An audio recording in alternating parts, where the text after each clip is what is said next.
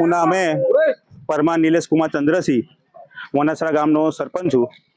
આજ રોજ અમારી વનસરા આદર્શ પ્રાથમિક શાળા એટલે કે ગુજરાતી શાળાની અંદર જે તારાબંધી થઈ છે એનું મુખ્ય કારણ એક જ છે કે મનાલીબેન પી જોશી જેઓ વિરુદ્ધ અમે લોકોએ તાલુકાની અંદર આજે 7-8 મહિના પહેલા જે રજૂઆત કરી હતી અને જેમાં એમના વિરુદ્ધ અરજીઓ આપેલી હતી, જેના અરજીઓ વિરુદ્ધ જે લોકોએ તાલુકાની અંદર જે તપાસમાં મોકલ્યા હતા એ લોકોએ 2 વખત તપાસ કરવામાં આવી હતી। એ લોકોએ જિલ્લાની અંદર મનાલીબેનની તરફેણની અંદર તપાસ કરેલી છે, એટલે કે જે લોકોએ જેના વિરુદ્ધની અંદર આખું ગામ હતું, આખા શિક્ષકો હતા અને જે છોકરાઓ બોલતા હતા એ લખવામાં નહીં આવ્યું અને એના તરફી તપાસમાં થયેલી છે, જેના લીધે તાલુકામાંથી કે જિલ્લામાંથી કોઈ પણ મનાલીબેનની વિરુદ્ધની અંદર કાર્યવાહી થઈ નહીં।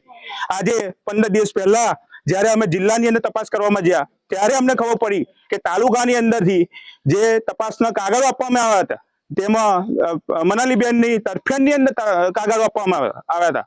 આજ તે વખતે જ્યારે ડીપીઓ સાહેબને જ્યારે કહેવામાં આવ્યું કે અમે કાલે આજે છોકરાઓના ભવિષ્યના લીધે અમે તારાબંધી કરવાની અંદર ફરજ પડશે, તો સાહેબે એવું આશ્વાસન આપ્યું હતું કે 15 દિવસ એટલે કે છેલ્લી મને 20 તારીખ આપો, 20 તારીખની અંદર અમે તેના વિરુદ્ધ કાર્યવાહી કરીશું।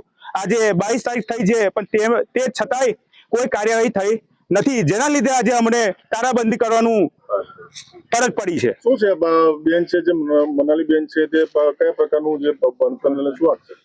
ભણતરની અંદર જ્યારે છોકરાઓને ભણાવવામાં આવે છે ગણિત વિજ્ઞાનનો પીરિયડ લે છે મેડમ, જેની અંદર જે બેન કશું શીખવામાં નહીં આવતું અને પ્રોજેક્ટ ઉપર જે બનાવવામાં આવે છે તેમાં છોકરાઓને પાઠ ઉડાવવામાં આવે છે। જ્યારે છોકરું કોઈ પૂછે છે ત્યારે એવું કહે છે કે ઘરે જઈને પોતાના બાપાને કહેજો કે શીખવાડે એવું। એટલે આ બાબતે જ્યારે અમે છોકરાઓએ અમને કીધું, જ્યારે અમે આચાર્યશ્રીને રજૂઆત કરી તો આચાર્યશ્રી કહેવા છતાંય એ મનાલીબેન કોઈ સુધારવા રાજી નથી।